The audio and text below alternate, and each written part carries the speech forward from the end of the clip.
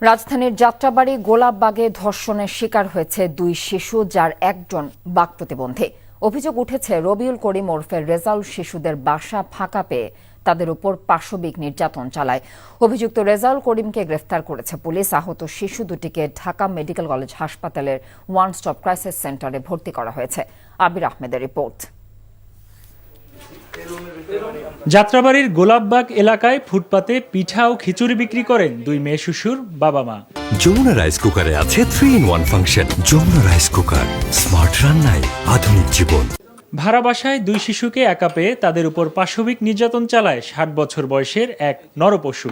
শিশুদের চিৎকারে আশেপাশের লোকজন এসে অটোরিকশা চালক ধর্ষক রেজাউলকে আটক করে। পাশবিকতার শিকার হওয়া দুই শিশু, যাদের একজনের বয়স 8 বছর, আরেকজন বাক প্রতিবন্ধী যার বয়স 16। বিকৃত রুচির এই রেজাউল বুধবার সন্ধ্যায় বাসা ফাঁকা পেয়ে কোমলমতি দুই শিশুর উপর হামলে পড়ে। শিশু দুটির চিৎকারে প্রতিবেশীরা ঘরে রেজাউলকে নগ্ন অবস্থায় দেখতে পান। ধাক্কা দিছি, গেট খোলে না, অনেকক্ষণ ধাক্কাইয়ে এরপর দেখি খুলছে। পরে বড় মেয়েটা দেখি কি মানে চুল ছাড়া, ওড়না নাই।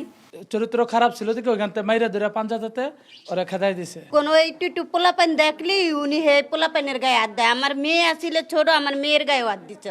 স্থানীয়রা আটক করে পুলিশের কাছে স্থানান্তর করে রেজাউলকে। যাত্রাবাড়ি থানার মামলা হয়েছে, মামলা নম্বর 111 তারিখ 30/1/2025। ধারা নারী শিশু নির্যাতন দমন 2000 সংশোধন 2020 9-1 প্রাথমিক ব্যবস্থা।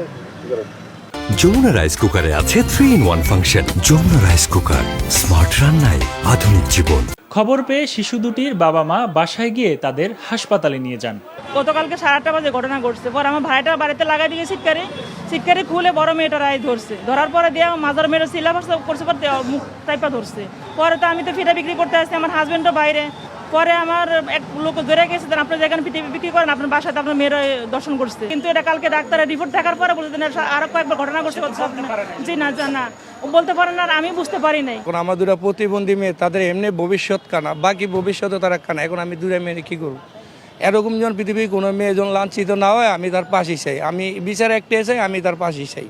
চিকিৎসকরা জানান নির্যাতিতদের পর্যবেক্ষণে রাখা হয়েছে। ওরা কিন্তু প্রতিবন্ধী দুইটা বাচ্চা। এই ছোট বাচ্চাটা কথা বলতে পারে, বড়টা কোনো কথাই বলতে পারে না। তো আমাদের এখানে ক্লিনিক্যাল সাইকোলজিস্ট আছে, ওনারা কথা বলবে ওদের সাথে। বড়টা খুব ট্রমাটাইজড মনে হচ্ছে।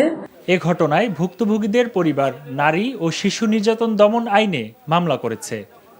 আবির আহমেদ, এনটিভি নিউজ, ঢাকা।